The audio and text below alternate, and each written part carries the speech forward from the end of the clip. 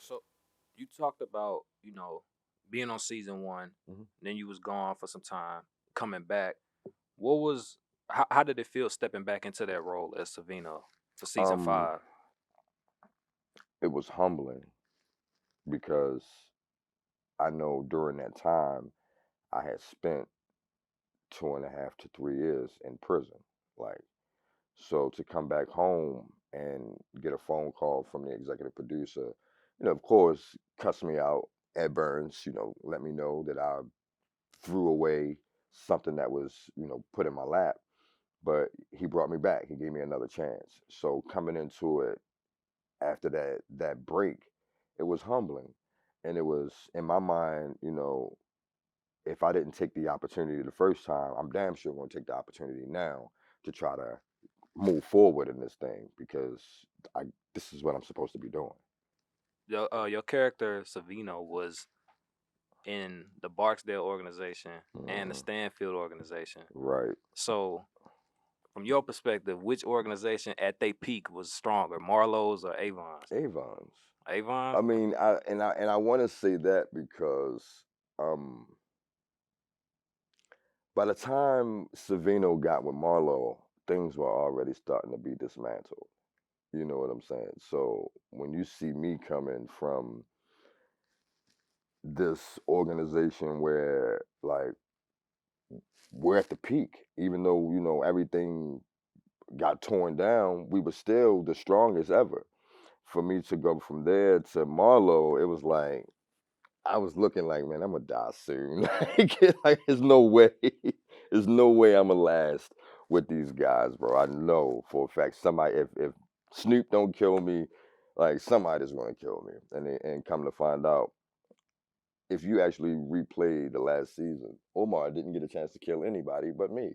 Like so, and it was all, the way they wrote it. It was like, yeah, I'm doing this for Butchie. I'm doing this for, Brandon. You know what I'm saying? Like you about to take this for all, you know. So it is what it is, man. So once your time had kind of ended with The Wire, what was that period like? Were you just kind of like finding out what you were gonna do next, or Yeah, man. Like I said, you don't realize that it's a privilege to be in this business until you're not working. You know what I'm saying? And it's like, you're going on these auditions, um, and you hear a no, but you coming off of like one of the like the number one television show in history. But it was hard, man. It was definitely hard. Had to, find my way, and I couldn't rely on this business because I was already a dad. So I had to get out here and make things happen, bro. so you'd done like some indie films after that? Hmm. Like Torn, King Hmm. of Baltimore. How did those projects come about, or like was it just So Torn was a project that one of my homeboys wrote, and it was like, let's shoot it. You know what I'm saying? So it was like a passion project for him and me doing somebody a favor. You know, even with the other projects that I've done in the city, they've all been directed and produced by somebody that I know, and it's like, all right, fuck it, let's do it.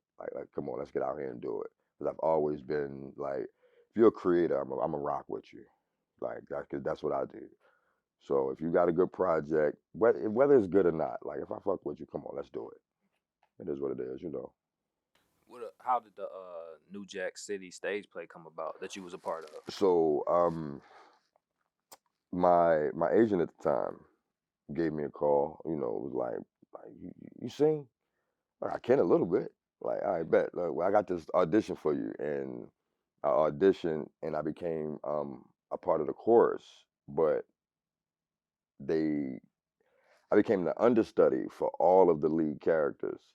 So it was crazy, bro. I had to learn all the entire play. Like, so when characters like Allen Payne didn't show up or he was late for any reason, I'm the one up there giving his lines. You know what I'm saying? So it was a pretty dope experience. It was my first tour, so it was pretty cool. what was the difference you would say in being like on stage in front of people live versus like TV, like filming on set? Uh, um, so are you asking me what's better? Or like what was the difference from, being on Oh, set and the film? instinct that you get instant reactions when you're on stage. Like if it's funny, they're gonna let you know that it's funny right then and there. You know what I'm saying?